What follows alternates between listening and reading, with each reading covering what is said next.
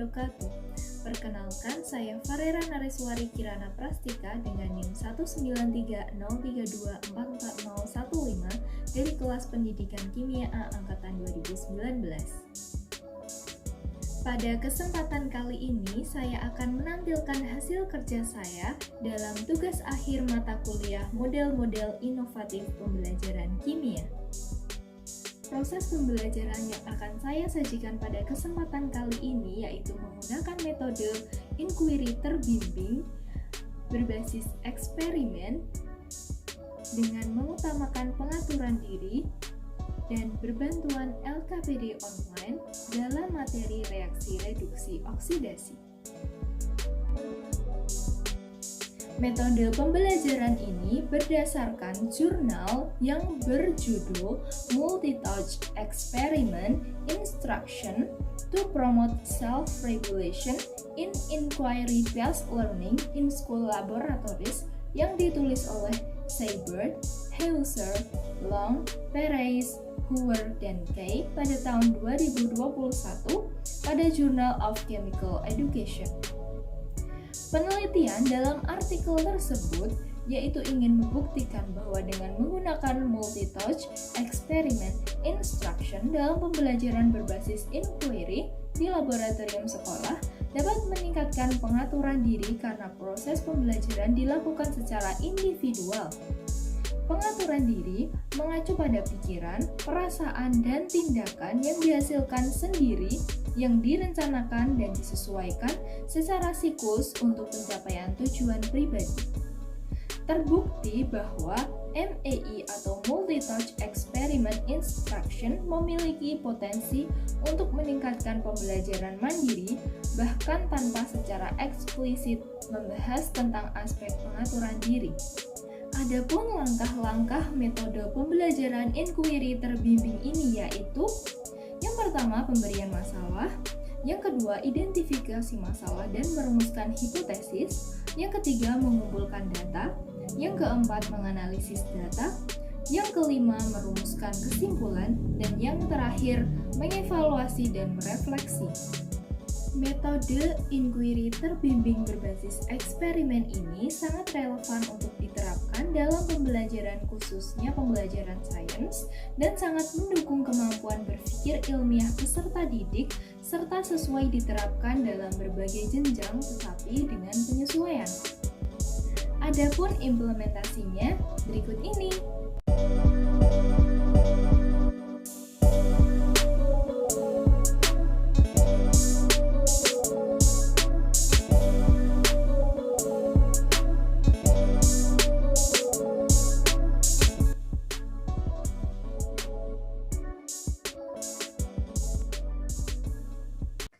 Mungkin bagi teman-temannya yang belum bergabung, bisa diajakin bergabung ya. Mungkin kita tunggu 5 menitan lagi.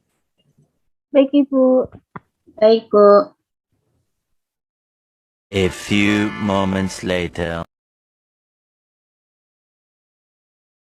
Ya, Assalamualaikum warahmatullahi wabarakatuh.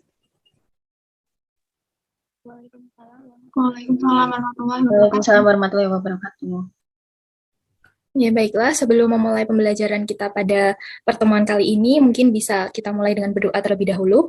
Kepada Mbak Ratna, mungkin bisa minta tolong memimpin doanya. Baik, Ibu. Terima kasih. Sebelum memulai pembelajaran pada hari ini, alangkah lebih baiknya kita baca doa terlebih dahulu. Berdoa menurut agama dan kepercayaan masing-masing. Berdoa dimulai. Berdoa tidak dibatasi. Sudah, Ibu. Ya, baik. Terima kasih Mbak Ratna. Untuk selanjutnya, bagaimana nih kabar kalian? Sehat, Bu. Baik, Ibu. Baik, Ibu. Ya, alhamdulillah kalau begitu. Adakah teman kalian yang tidak hadir? Tidak Iya, Bu. semuanya. Oke, alhamdulillah kalau nihil ya.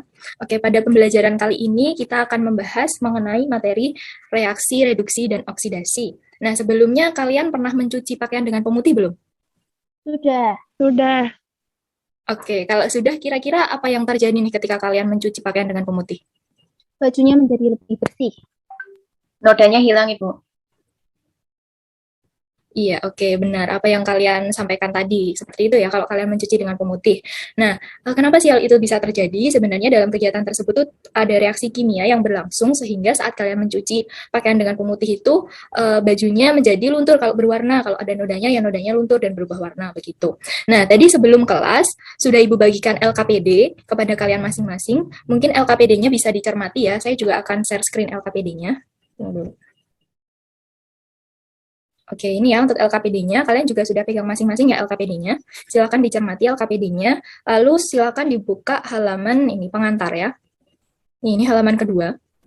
Nah, silakan dicermati di bagian ini. Kira-kira kalian melihat gambar apa di sini? Kaos putih yang sedang dicuci, Bu. Iya, benar sekali. Jadi, di dalam larutan pencuci tersebut, ada pemutih pakaian yang dicampur dengan air. Lalu, kaos putih yang bernoda itu dimasukkan ke dalam larutan tersebut dan dikucek.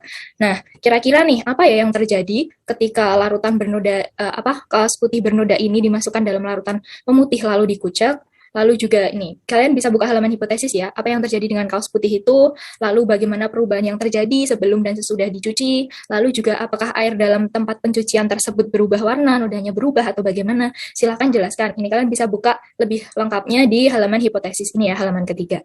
Nah, seperti itu. Lalu, untuk membuktikan hipotesis kalian, setelah kalian menjawab ini, setelah kalian menjawab pertanyaan-pertanyaan di bagian hipotesis ini, kalian kan perlu membuktikan tuh, kira-kira udah benar atau belum. Jadi, di sini silakan kalian menjawabnya, kalian jawab sendiri-sendiri, jangan buka sumber dulu, menurut pengetahuan kalian. Lalu, kalian buktikan dengan melakukan kegiatan berikut ini.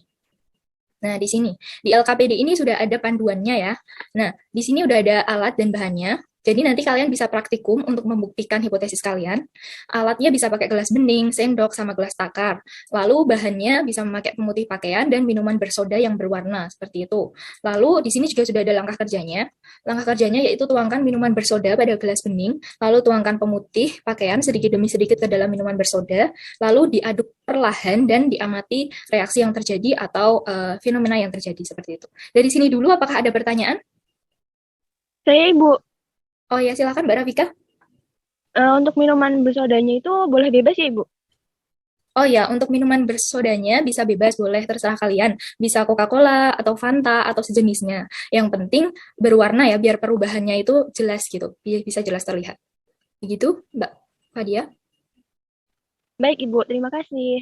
Iya, sama-sama. Adakah teman-teman lain yang mau bertanya? Belum, Ibu. Oke, kalau belum, langsung saja kita lanjutkan ya.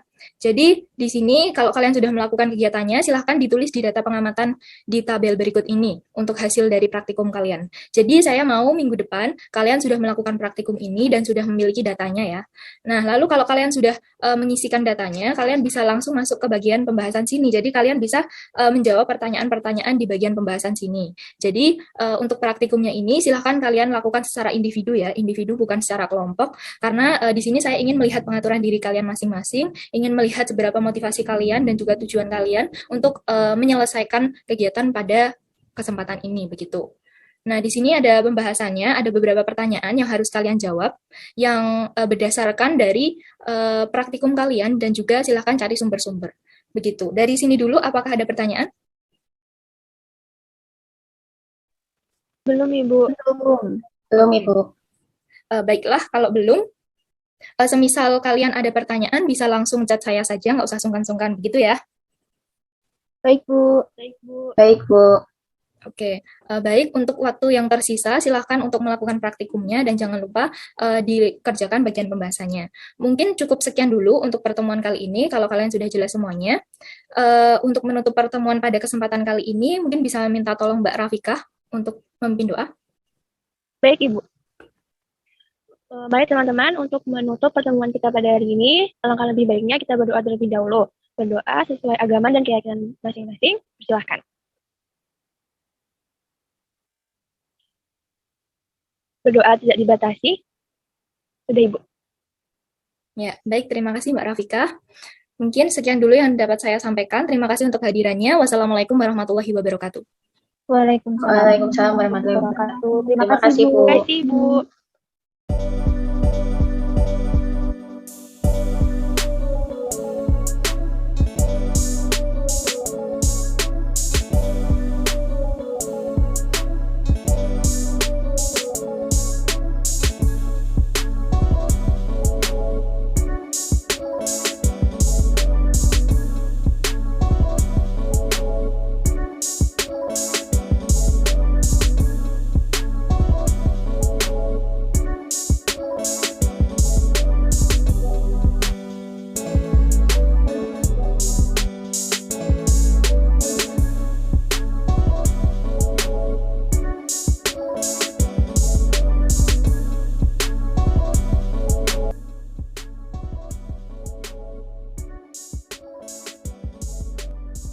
Assalamualaikum warahmatullahi wabarakatuh.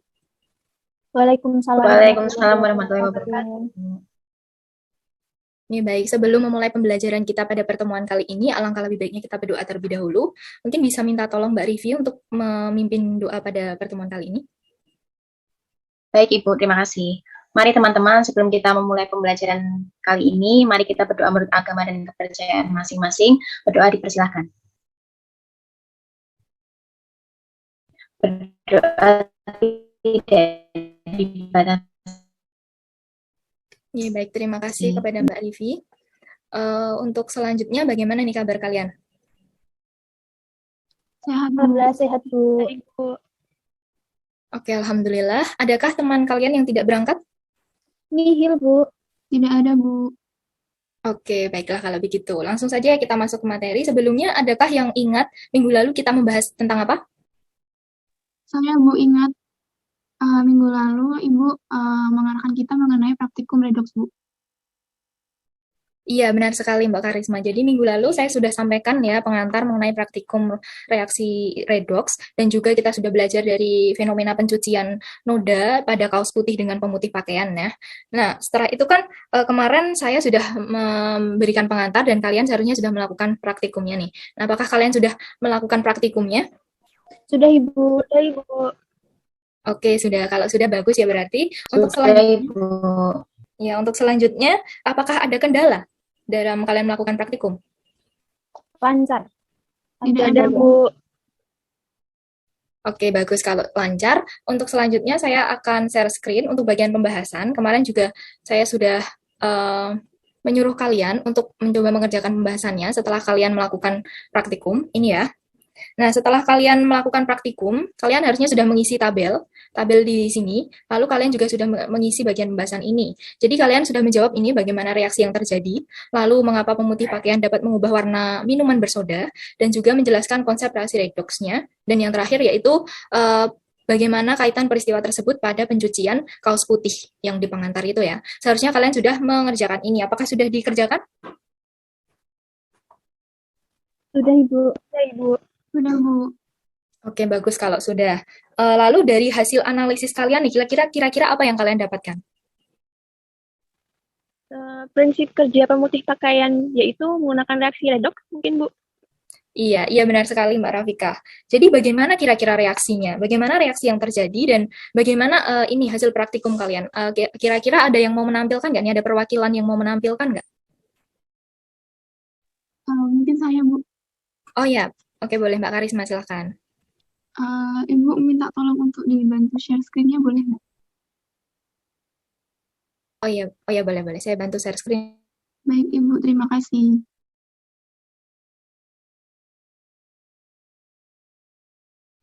Baik, Ibu, saya izin untuk mempresentasikan hasilnya ya, Bu. Baik, sebelumnya terima kasih atas kesempatannya kepada Ibu. Jadi berikut ini adalah hasil percobaan saya dengan menggunakan pemutih pakaian dan Coca-Cola. Nah, ketika saya campurkan Coca-Cola dan pemutih pakaian lalu diaduk, maka warna dari Coca-Cola itu akan berubah menjadi lebih bening. Bisa dilihat di gambar, dari warna Coca-Cola yang berwarna seperti hitam menjadi setelah diaduk menjadi bening seperti air putih biasa. Kemudian hal ini terjadi karena pemutih pakaian yang mengandung natrium hipoklorit ketika dalam air akan terurai menjadi ion Na+ dan oceamin. Nah, oceamin ini akan tereduksi menjadi ion klorin dan ion hidroksida sehingga oceamin berperan sebagai oksidator yang dapat mengoksidasi Coca-Cola. Dengan demikian, warna dalam Coca-Cola itu dapat berubah. Sekian Ibu mungkin yang dapat saya paparkan. Terima kasih. Oke, baik. Terima kasih Mbak Karisma yang sudah bersedia menampilkan hasilnya. Nah, benar sekali apa yang sudah dijelaskan oleh Mbak Karisma. Lalu dari apa yang sudah dijelaskan itu, kira-kira dari praktikum kalian nih, kira-kira bagaimana cara kerja pemutih pakaian tersebut gitu? Saya Ibu izin menjawab, apakah dengan reaksi redox juga? Iya, benar sekali yang sudah disampaikan Mbak Ratna. Tentunya dengan reaksi redox juga ya. Mungkin ini akan saya jelaskan sedikit tentang prinsip kerjanya. Nah, jadi pemutih pakaian, ini ya, pemutih pakaian itu dibuat dengan pencampuran antara klorin dan juga dalam larutan natrium hidroksida, seperti persamaan reaksi di layar ini ya.